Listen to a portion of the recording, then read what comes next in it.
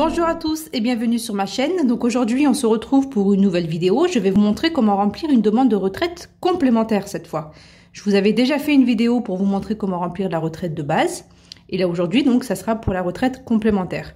À savoir que pour la retraite complémentaire, vous devez la faire absolument après avoir fait votre retraite de base. Vous pouvez pas avoir la complémentaire parce que comme le dit le nom, elle complète en fait la retraite de base. Donc vous devez d'abord faire la retraite de base et ensuite la complémentaire. Allez, je vais vous montrer comment on fait. Donc, comme d'habitude, on commence toujours par les identités dans tous les dossiers.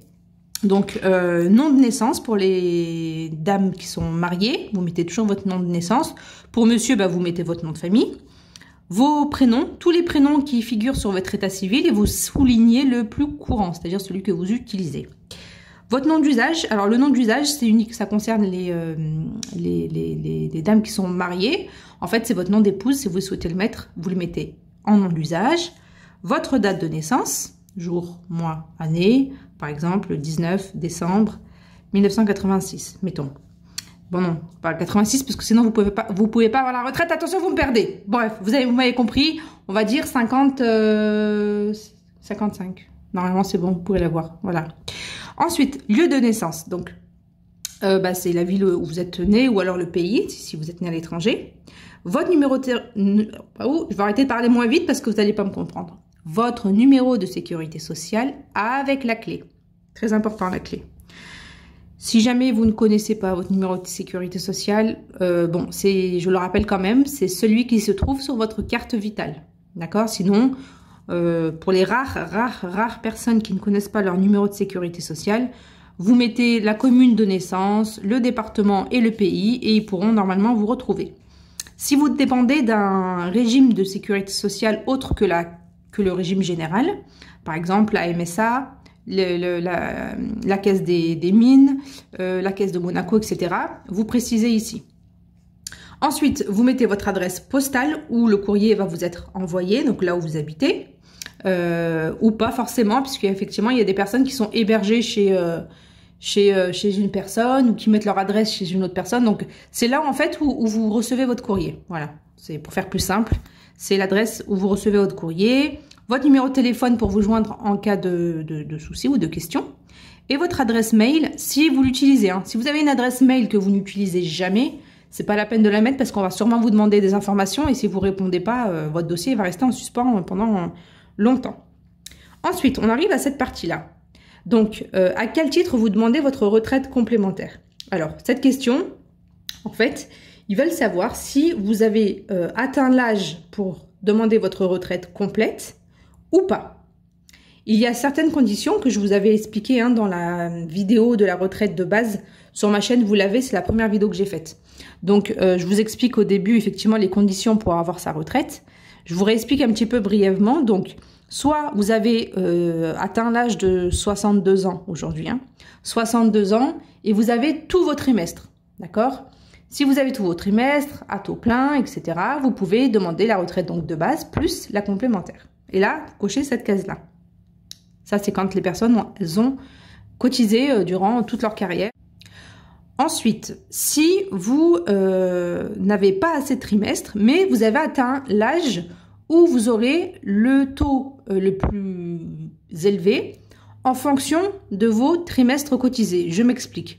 Par exemple, vous avez travaillé, on va dire 20 ans. Donc, comme vous le savez, il faut travailler à peu près 41 ans pour avoir une retraite à taux plein. Admettons que vous avez travaillé que, entre guillemets, 20 ans. Mais vous arrivez, donc vous pouvez pas avoir votre retraite à 62 ans parce que vous n'avez pas tous les trimestres. Par contre, vous arrivez à l'âge de 67 ans. Donc là, vous avez l'âge maximum. Mais vous n'allez pas être payé 41 ans, vous allez être payé sur les 20 ans travaillés. D'accord? Donc là, vous pourrez demander votre retraite complémentaire parce que vous avez atteint, entre guillemets, l'âge maximum. Après 67 ans, c'est à partir de 67 ans maximum où vous demanderez votre retraite. D'accord? Si vous le souhaitez, après vous pouvez prolonger si vous travaillez, mais voilà, normalement c'est 67 ans.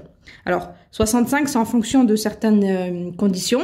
En fait, les conditions, c'est soit vous êtes inapte au travail, d'accord? Si vous êtes reconnu inapte au travail, vous pouvez avoir votre retraite soit à 60 ans, soit à 65 ans.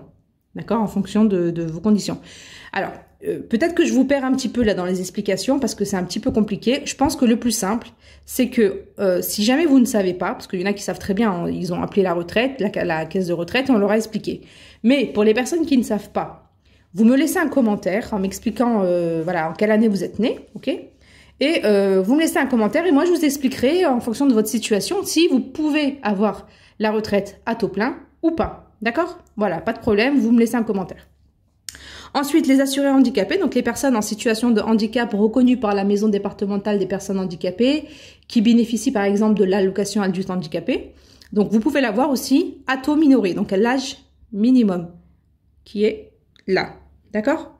Les carrières longues, incapacité permanente, les personnes victimes de l'amiante, les retraites progressives, autres à préciser. Donc voilà, normalement, si vous avez ce dossier-là, vous avez sûrement, voilà, vous avez dû appeler effectivement la caisse de votre caisse de retraite et on a dû vous expliquer hein, si vous pouvez prétendre. Mais si vous ne savez pas, je vous réitère, hein, vous me laissez un commentaire et je vous réponds sans problème.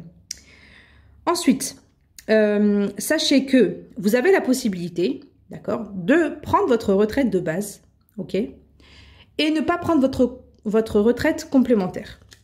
Si vous faites ça, vous pouvez avoir une majoration. Alors, je vais vous expliquer.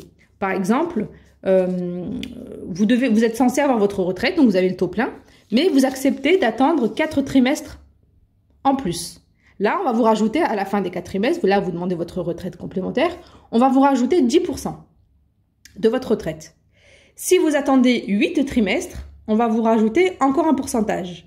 Si vous attendez 12 trimestres, on va vous rajouter encore un pourcentage, normalement c'est 20 ou 30%. Donc, vous avez la possibilité aussi de ne pas demander votre retraite tout de suite, attendre un petit peu et avoir un petit peu plus de retraite par mois à la fin. Donc ça, c'est un choix à prendre. Voilà, vous réfléchissez puis vous faites comme vous voulez.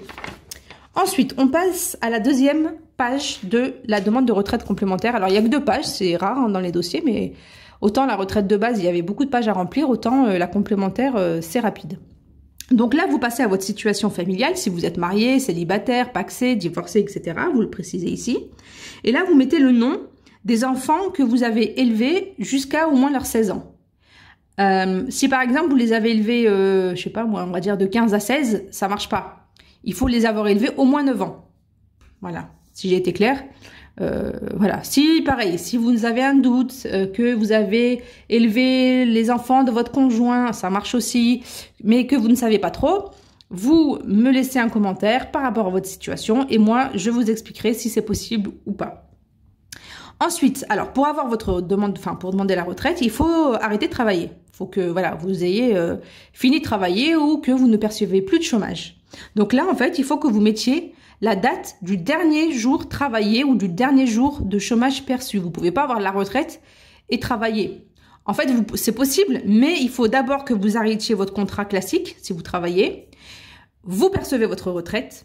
Et ensuite, votre patron doit vous faire un autre contrat, c'est ce qui s'appelle un contrat salarié retraité. Mais sous le contrat de salarié, vous ne pouvez pas continuer à travailler en ayant la retraite. Si vous écrivez que vous travaillez toujours, la retraite ne va pas vous payer. Hein. Ils vont vous dire, bah, cessez votre activité et ensuite on verra. D'accord? Date d'effet de la retraite. Alors, la date d'effet, c'est toujours le mois qui suit l'âge à laquelle vous pouvez partir à la retraite. Exemple, vous avez 67 ans le 1er janvier. D'accord? Enfin, en janvier. On s'en fout si c'est le 1er. Vous avez 65 ans le 12 janvier, on va dire. Eh bien, la date de départ, c'est le 1er février 2021. OK? Vous avez 67 ans on va dire, 10 avril. Eh bien, la date de départ, c'est le 1er mai 2021. Enfin, le 1er mai de l'année à laquelle on est en 2021. Mais si vous regardez ma vidéo dans 2-3 ans, peu importe, on s'en fiche. En fait, c'est toujours le 1er mois qui suit. Si vous ne savez pas, encore faut-il savoir la date à laquelle vous partirez à la retraite. Pareil, si vous ne savez pas, vous me laissez un commentaire en me donnant votre date de naissance. Et moi, je vous dirai à quel âge vous pouvez partir à la retraite. Ensuite, vous datez, vous signez et c'est terminé. On n'en parle plus. Vous aurez après, en fonction de votre situation, une liste de documents à fournir. Et puis, c'est tout, franchement, très simple, rapide à faire. Il n'y a pas plus simple. Vous pouvez la faire aussi en ligne. Donc, cette vidéo-là, Elle peut vous permettre de comprendre un petit peu les informations qu'on vous demande. Et sur le site, c'est un petit peu la même chose. Mais bon, ça vous empêchera pas quand même de fournir les documents. Donc voilà, si vous voulez garder un peu la version papier, un peu à l'ancienne, on va dire, voilà cette vidéo. J'espère qu'elle vous aura plu.